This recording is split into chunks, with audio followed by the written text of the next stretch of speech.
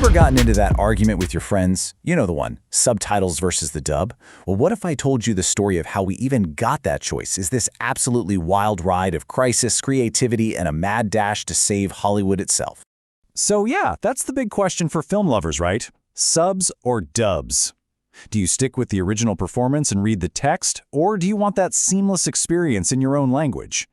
It seems like such a simple choice for us now, but back in the day, this was a problem that nearly brought the entire film industry to its knees. Because before we could even have the argument, the whole global movie business almost went kaput. See, when movies started talking, it wasn't just some cool new upgrade. No, it was a bombshell that threatened to completely wreck Hollywood's grip on the world market. To get why, we've got to go back to a time when movies supposedly spoke a universal language. Okay, first things first, let's bust a huge myth. We tend to think of silent films as, universal. Anyone, anywhere could watch them. But the truth? They were hardly ever silent, and they were definitely not universal without a ton of extra work. So the most obvious tool they had were intertitles, the text cards that pop up with dialogue. But here's what's so wild. It wasn't just a simple translation job. Studios would have to physically cut the English cards out of the film, design brand new ones in, say, French or Spanish, shoot them on camera, and then edit them back into the movie. Sometimes they'd even change the plot to fit whatever they thought that country wanted to see. But in a lot of places, translation was a full-on live performance. Take Japan, for instance. They had the benshi. These were narrators who would stand right next to the screen and do everything. They'd perform all the voices, explain what was happening, even add their own commentary. And get this, these guys were massive celebrities, often way more famous than the actors in the movie. And look, this wasn't just some quirky thing happening in Japan. This was everywhere. France had Bonnie mentors, Spain had explicadores, the whole world had these live narrators.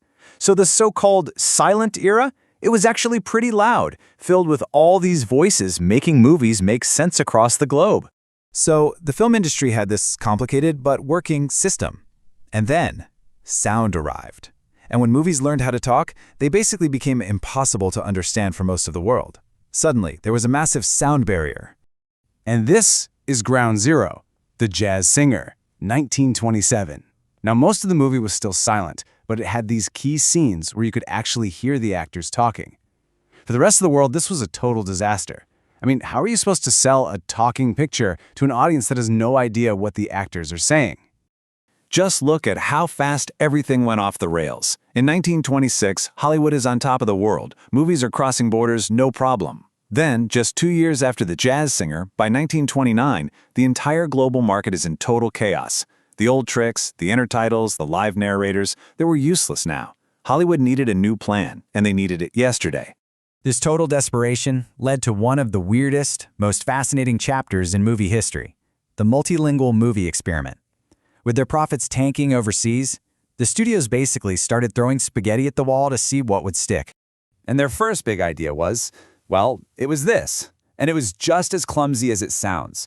They'd shoot a scene with their big American stars, then those actors would clear out, and a new cast, let's say from Germany, would come on to the exact same set, in the exact same costumes, and reshoot the whole scene in German.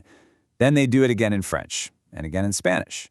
And just how bananas did this get? Well, at its peak, one single movie could be shot in up to 14 different languages. 14! Can you imagine the logistics? 14 different casts of actors, all shuffling in and out of the same sets, one after the other. It was absolute, expensive chaos. Yeah, so obviously this whole thing couldn't last. The costs were insane, the logistics were a total nightmare, and honestly, the movies themselves weren't very good. The foreign actors were rushed, and the performances often felt like cheap knockoffs. The multilingual experiment was a spectacular failure, but it was a failure they had to go through. Because out of the wreckage of that crazy experiment, the two systems that we know and still argue about today finally started to take shape.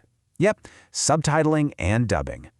Now, these two solutions came from totally different worlds. Subtitling was basically just a tech upgrade of the old intertitles. Engineers figured out a way to photograph the text right onto the film itself.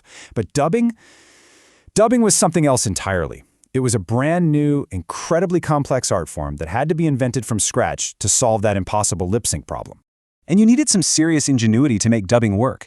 One of the coolest pieces of tech they came up with was this thing called the Rhythmo Band. It was a whole separate strip of film that had the translated lines written out on it, and it would scroll along in time with the movie. It was like a real-time prompter, showing the voice actors the exact moment to say their lines to match the actor's lips on screen.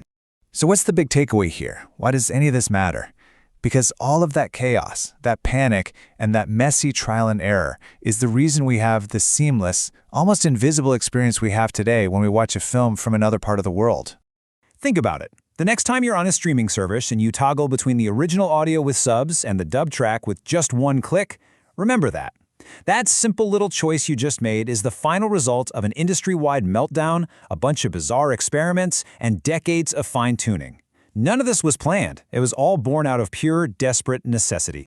And that kind of leaves us with one last big question to chew on. When you watch a translated film, are you really getting a pure, unfiltered window into another culture? Or is the translation itself, the choice of subs or dubs, the exact words they pick, actually more of a mirror, bending that foreign story just a little bit to fit what we expect to see? Something to think about next time you press play.